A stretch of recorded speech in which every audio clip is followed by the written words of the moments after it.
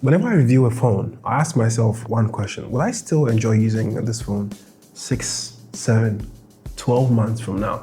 It's a simple question, but I think it tells you a lot more than reading through a list of specifications. A phone can look impressive on launch day, but your opinion would usually change after you've lived with it for a long while. That's exactly how I approached the Samsung Galaxy A27.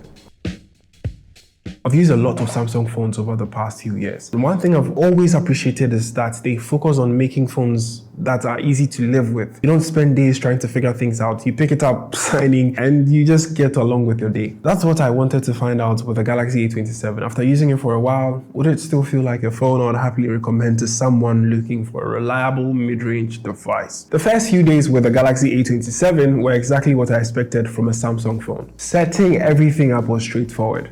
Moving between apps felt extremely smooth, and I settled into using it much faster than I thought I would. The display also made a good first impression. Now, Samsung has equipped the Galaxy A27 with a 6.7-inch Super AMOLED display with a 120Hz refresh rate. Now, those are the kind of features you appreciate every time you unlock the phone. Scrolling through social media feels smooth, watching videos is overly enjoyable, and reading outdoors wasn't a problem during the time I tested and used this device. Now, battery life was another area I paid attention to because that's something everyone depends on every single day. The Samsung Galaxy A27 comes with a 5000 mAh battery, and throughout my normal routine of taking photos, replying messages, browsing the web, and watching videos, I wasn't thinking about my battery percentage every few minutes. I'm talking about you. Please make sure to hit the subscribe button if you haven't subscribed already, and hit the like button if you're enjoying the video so far. If you aren't, please tell me why you aren't enjoying it in the comments so we can make our video experience for you much better in subsequent and upcoming videos. Performance was equally consistent. The Snapdragon 6 Gen 3 handled everything I asked it to do,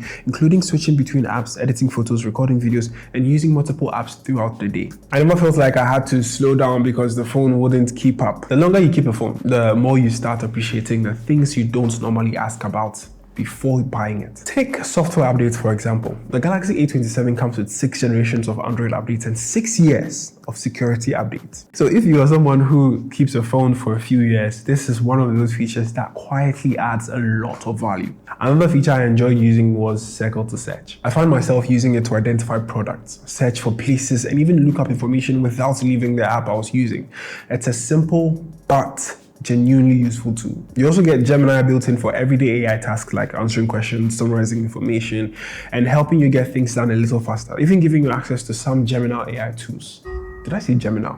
Gemini. Samsung has also included Knox Vault, which protects sensitive information like your passwords and fingerprint data. Data is expensive.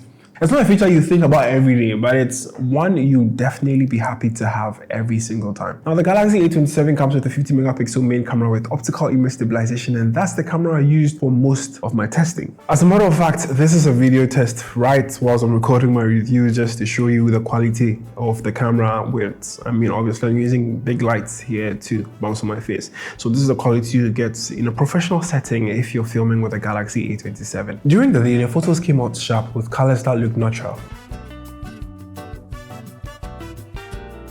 But tonight, the camera still managed to produce usable images without making everything look overly processed. I also spent some time recording videos while walking around. The optical image stabilization helped keep the footage steadier, and that's something you'll appreciate if you're somebody who enjoys recording content on your phone with your hand or without a stabilizer. For everyday photography, I think Samsung has done a good job here. It's a camera I would feel comfortable relying on if I'm out of option. After spending time with the Galaxy A27, there are a few things I think you should know before actually buying it, if you make the decision to.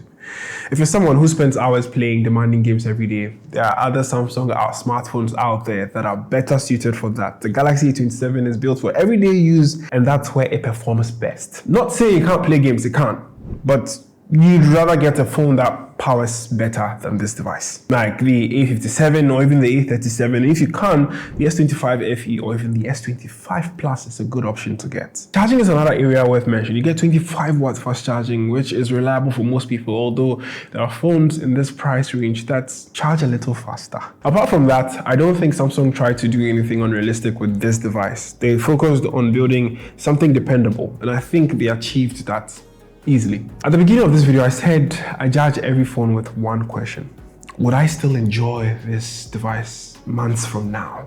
After using the Galaxy A27, my answer is yes, I think I still would.